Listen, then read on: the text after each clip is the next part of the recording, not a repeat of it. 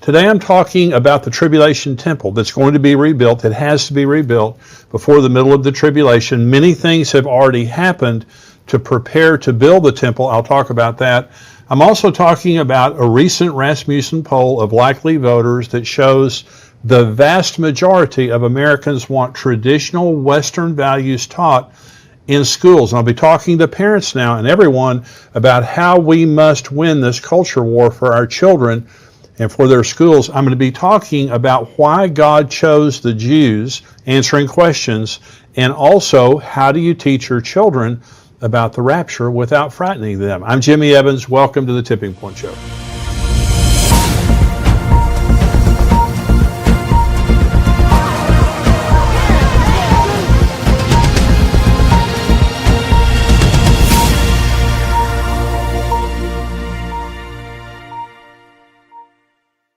Welcome to the show today. We have a lot to talk about. And I want to begin by saying the 21-day journey, I've been talking about that now for several weeks. This is a resource that we have on XO now. It is a video resource, also has an accompanying journal, an online journal that comes with it.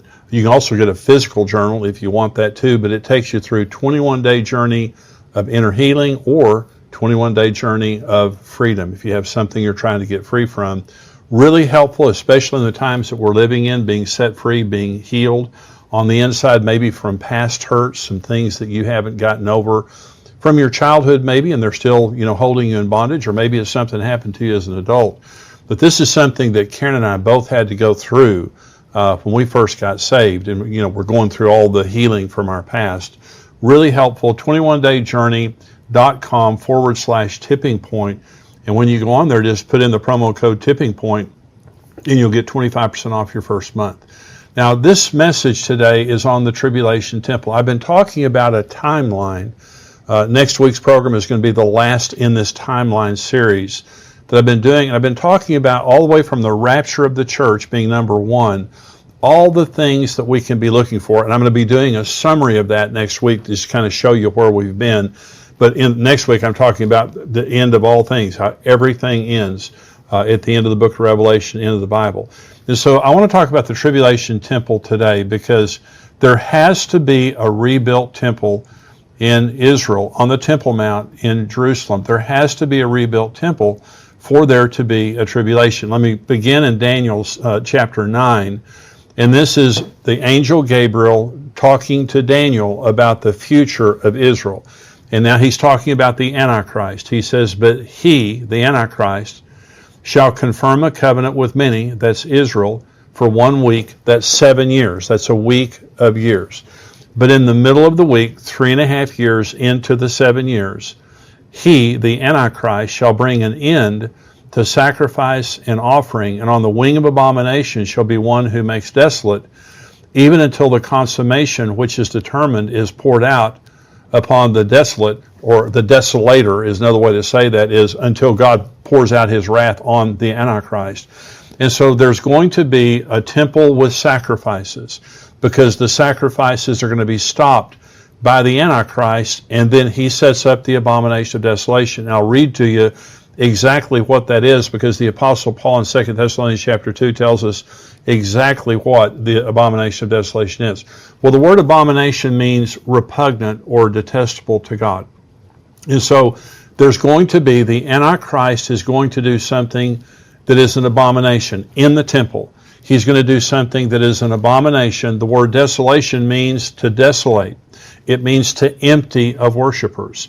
Before the Antichrist does what he does in the middle of the tribulation, there's going to be priests, and there's going to be offerings, and there's going to be worship in the temple. When he's finished, there won't be anything. It will desolate the temple. So the abomination of desolation, that's what it is. And the book of Daniel refers to an abomination of desolation 4 times. Okay. Now this is important because a lot of people get confused when they're reading the book of Daniel, because 2 of the references to the abomination of desolation in Daniel 8 and Daniel 11 are talking about Antiochus Epiphanes, who desolated the temple in 168 BC.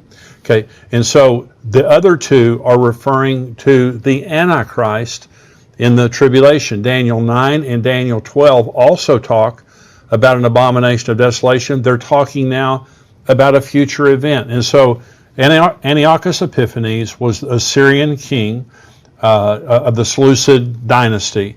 And so he was a Syrian king who was horrible. He was a type of the Antichrist who came as just a precursor, as just a shadow of what's going to happen during the tribulation. And let me read this to you. It's the first abomination of desolation occurred on December 25th, 167 BC. On that date, Antiochus Epiphanes, a Seleucid king from 175 to 164 BC, ordered that an altar to Zeus be built on top of the altar of burnt offering in the Jerusalem temple.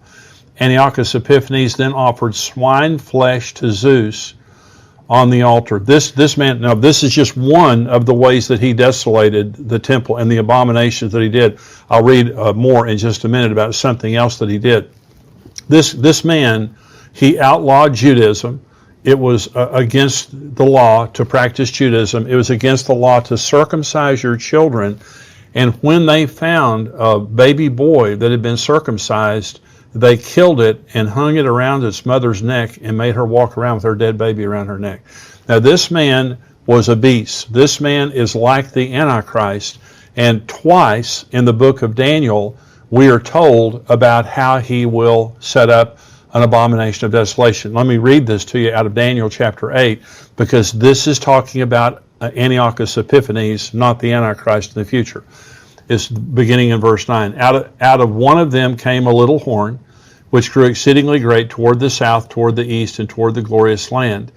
And it grew up to the host of heaven, and it cast down some of the host and some of the stars to the ground, and trampled them. He even exalted himself as high as the prince of the host. And by him the daily sacrifices were taken away, and the place of his sanctuary was cast down. Because of transgression, an army was given over to the horn to oppose the daily sacrifices, and he cast truth to the ground. He did all of this and prospered. Then I heard a holy one speaking, and another holy one said to that certain one who was speaking, how long will the vision be concerning the daily sacrifices and the transgression of desolation, the giving of both the sanctuary and the host to be trampled underfoot? And he said to me, for 2,300 days, and the sanctuary will be cleansed. Now this is talking about an event that is going to take place for 2,300 days. Okay, this is not the tribulation. Okay, this is not the 3.5 years of the tribulation. This is a different length of time. Still someone taking away the sacrifices, which he did. Antiochus Epiphanes did. Someone who desolates the temple, which he did. So did this happen. Okay, this is the Messianic Bible Study Guide, and I'm quoting out of this now. It is also known from history that the abomination of desolation, the erection of the statue of Jupiter, was done on the 25th day of the month of Kislev in 168 BC. The sanctuary was cleansed on the 25th day of Kislev in 165 BC. So the entire duration of 2,300 days began September 9th, 171 BC with the death of Onias, until the rededication of the temple on December 25th, 165 BC. As always, prophecy was literally fulfilled. It was fulfilled exactly 2,300 days later. So Antiochus Epiphanes, this prophecy of Daniel 8 and Daniel 11 has already been fulfilled. Now there are preterists, and I've taught you, if you read the articles on Tipping Point, you know that a preterist is someone who believes that the end times has already been fulfilled. All end times prophecy was fulfilled in the first century. Now, some preterists believe that it took till the 4th century. But when they see end time prophecy, they say, oh, been there, done that. That's all been fulfilled. It doesn't mean anything. And they'll look at Antiochus Epiphanes and they'll say, well, see, the abomination of desolation, that took place, in 167, 168 BC. Antiochus Epiphanes did that. That's already been done. 2 of the prophecies in Daniel have been fulfilled regarding the abomination of desolation. 2 have not been, and here are the words of Jesus. Okay, remember, Antiochus Epiphanes was 2 centuries before Jesus. So this is now Jesus in Mark chapter 13. When you see the abomination of desolation, he's talking about a future event, not a past event, a future event. when you see the abomination of desolation spoken of by Daniel the prophet standing where it ought not, then it says in parentheses, let the reader understand. Those are the words of Jesus. Mark did not add that. Matthew, in Matthew 24, he did not add that. Jesus is saying, you really need to understand what I'm saying here. Let the reader understand. Then let those who are in Judea flee to the mountains. Let him who's on the housetop not go down into the house, nor enter to take anything out of his house. And let him who's in the field not go back to get his clothes. But woe to those who are pregnant and to those who are nursing babies in those days. And pray that your flight may not be in winter. For in those days there will be tribulation, such as not been since the beginning of creation, which God created until this time, nor shall ever be. And unless the Lord had shortened those days, no flesh would be saved. But for the elect's sake, whom he chose, he shortened the days. Then if anyone says to you, look, here is the Christ, or look, he is there, do not believe it. For false Christ and false prophets will rise and show signs and wonders to deceive, if possible, even the elect. But take heed, see, I have told you all things beforehand. Jesus is talking about a future event in the tribulation. In Matthew, Jesus said, then there'll be great tribulation, such as not happened in the history of the world until now. And unless those days would have been shortened, no flesh would have been saved. That's the tribulation.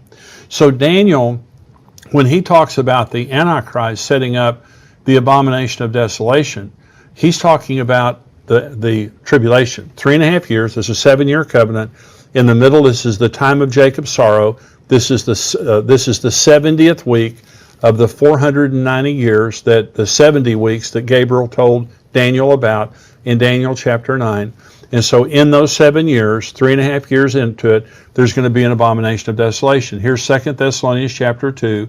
This is the Apostle Paul. Let no one deceive you by any means, for that day will not come unless the falling away comes first.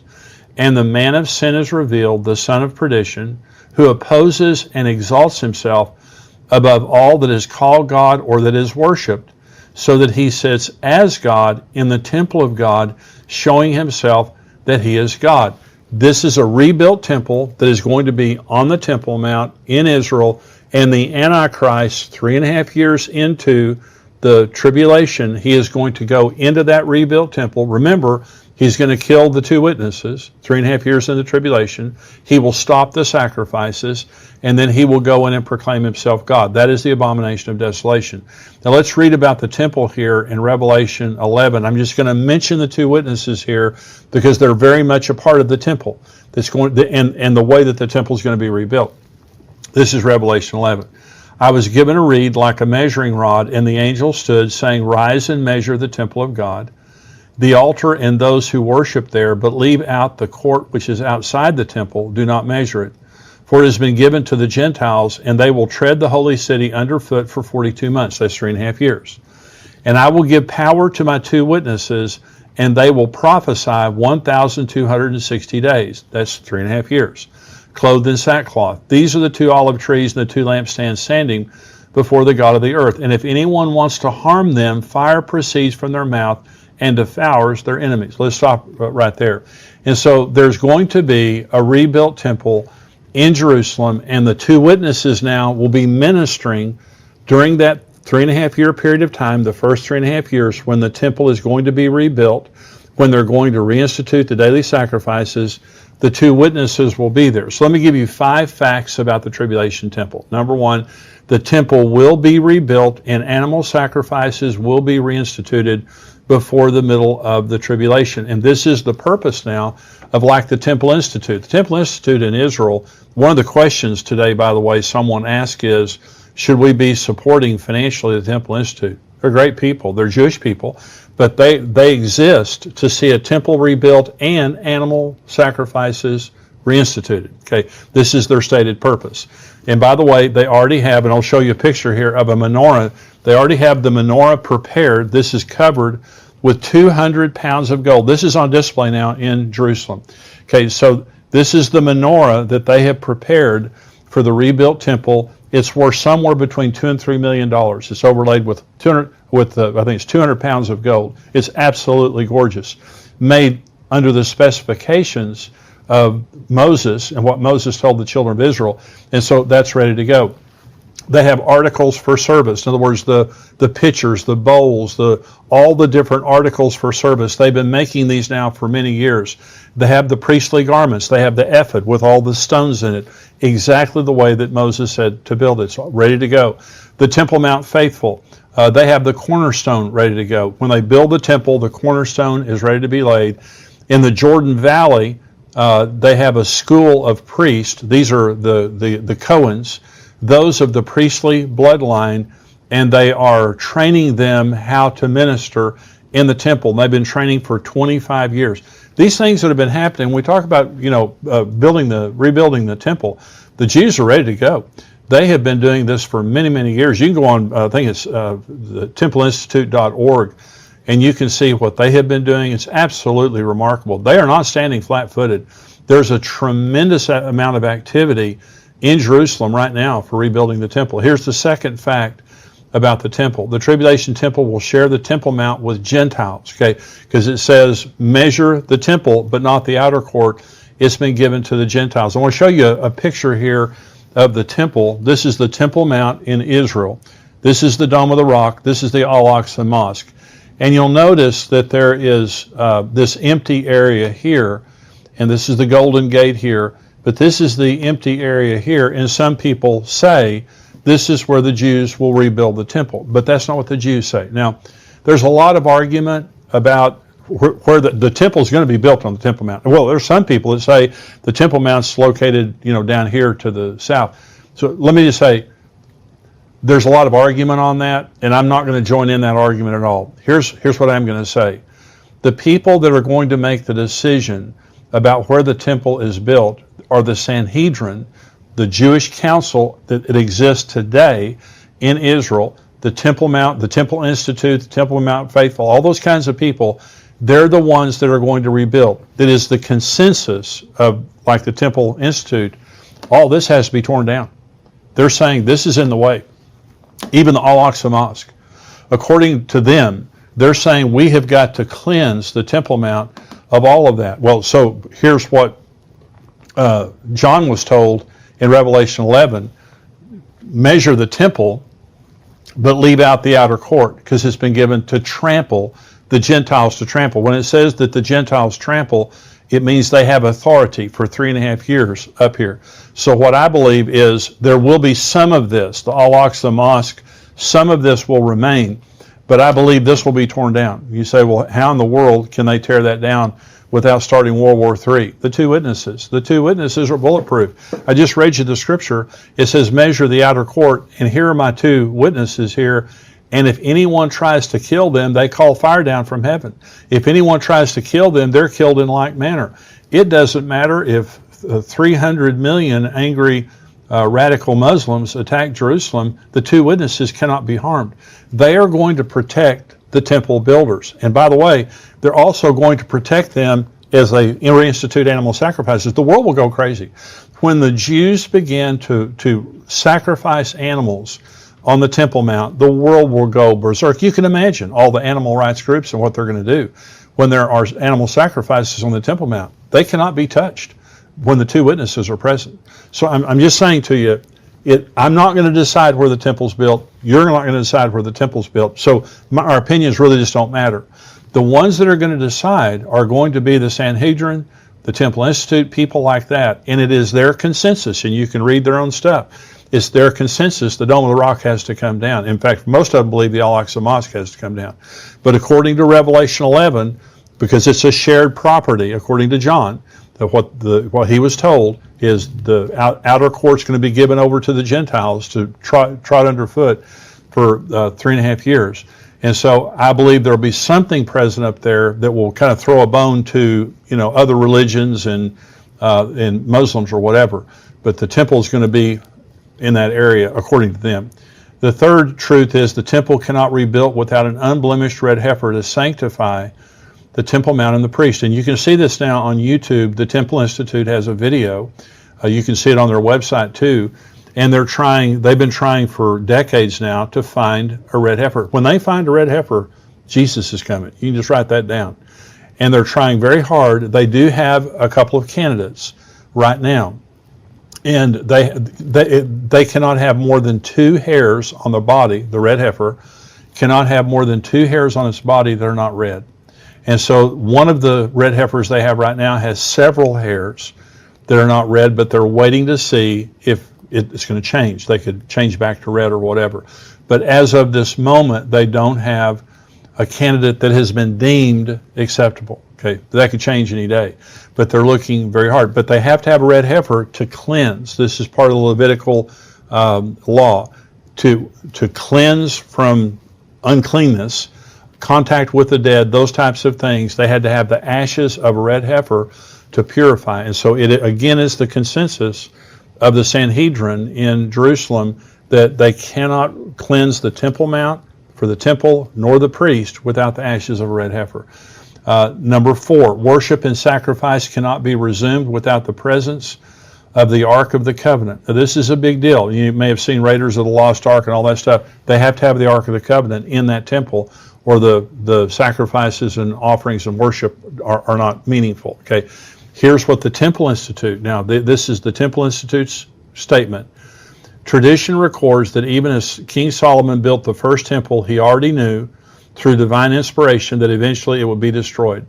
Thus Solomon, the wisest of all men, oversaw the construction of a vast system of labyrinths, mazes, chambers, and corridors underneath the Temple Mount complex.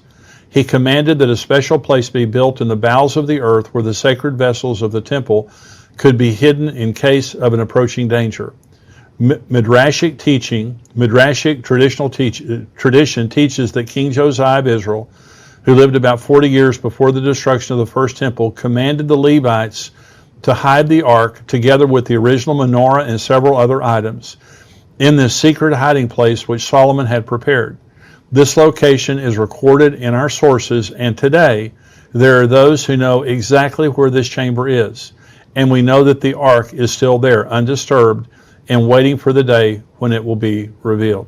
And so, according to the Temple Institute, they know exactly where the ark is. It's under the Temple Mount. And these mazes and labyrinths that Solomon built specifically to hide these articles from an approaching enemy. And so there are several priests now in Israel that say that they've seen it, that they're eyewitnesses to the fact that the Ark of the Covenant is there. Here's number 5. The Tribulation Temple will be the site of the abomination of desolation that marks the beginning of the Great Tribulation. There is a coming Antichrist, and the way that we know that is not just through the Scripture, but it's look what's happening in Jerusalem today. Look at the activity on the Temple Mount. Look at the preparations that are taking place, the building momentum of there being a rebuilt temple, and all of that means there's going to be a temple, there's going to be an Antichrist, and everything the Bible says would take place is about to take place very quickly. And what this means is, for us, is Jesus is coming. That we're not going to be here through all of this. And this is the encouragement I give every time I talk about this. We're not going to be here. We're going to go at the very beginning in the rapture. But for people who are here on the earth, they will see a rebuilt temple, and they also will see, if they're still alive, they'll see the abomination of desolation. Now, if you're not a subscriber, I'm going to say goodbye to you. I'm going to come back. I'm going to talk about this issue of what's being taught in our schools and answering some questions. If